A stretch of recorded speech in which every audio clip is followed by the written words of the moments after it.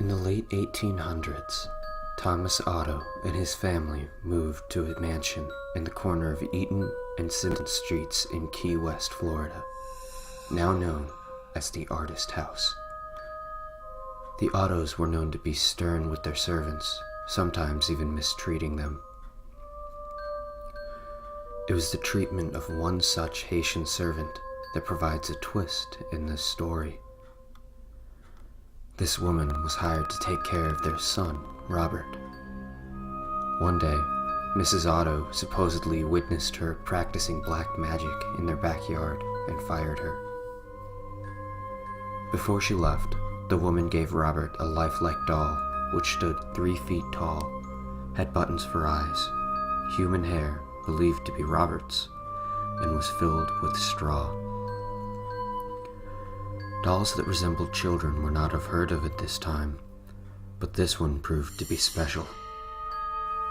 Robert named the doll after himself and often dressed it in his clothes. Robert the doll became his trustworthy companion. He took it with him on shopping trips into town.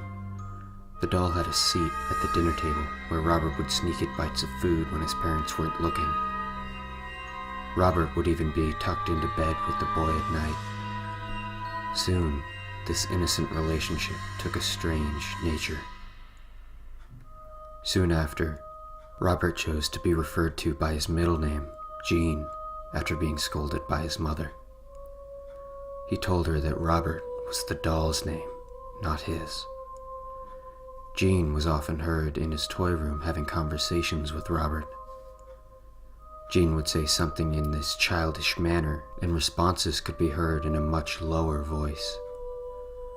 Sometimes, Jean would become very agitated, worrying the servants and his mother. She would, on occasion, burst in to find her son cowering in a corner, while Robert sat perched in a chair or on the bed glaring at him. This was only the beginning. Household objects would be thrown across the room. Jean's toys turned up mutilated, and giggling would be heard. Whenever these unusual acts took place, Jean would always say that Robert did it. The boy took the punishment, but always insisted that the blame was Robert's. As the mischief grew, more and more servants took their leave as new ones were hired. The Otto's relatives felt it was time to do something. With the recommendation of a great aunt, Jean's parents removed Robert from his care and placed him in a box in the attic.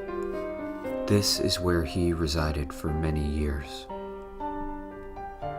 After the death of his father, Jean was willed his boyhood home. He decided to live in the Victorian mansion with his new wife. Jean had become an artist and felt the house was spacious and would provide a place for him to paint. He went to the attic and dusted off his childhood toy. He became attached to the doll despite his wife's displeasure. Jean would take the doll with them everywhere they went. He even sat in his favorite little chair while Dean and his wife slept nearby. The turret room became Robert's domain after Mrs. Otto moved him back to the attic. Their marriage slowly became sour until Mrs. Otto supposedly went insane and died of unknown reasons. Jean followed soon behind. Robert supposedly attacked people, sometimes locking them in the attic. People who passed by claimed to hear evil laughter coming from the turret room. For some time, Robert remained in the empty house by himself until a new family purchased the mansion and restored it. The doll was once again moved into the attic. This pleased it as much as the last time. The doll was often found throughout the house. On one certain night, Robert was found at the foot of the owner's bed, giggling, with a kitchen knife in hand. This was enough to send them fleeing from the home. Robert was later moved to the East Martello Museum in Key West, where he sits perched in a glass box. Despite his new living quarters, the doll is believed to not have given up his menacing ways. Visitors and employees claim they have seen the doll move. His smile has been known to turn into a scowl.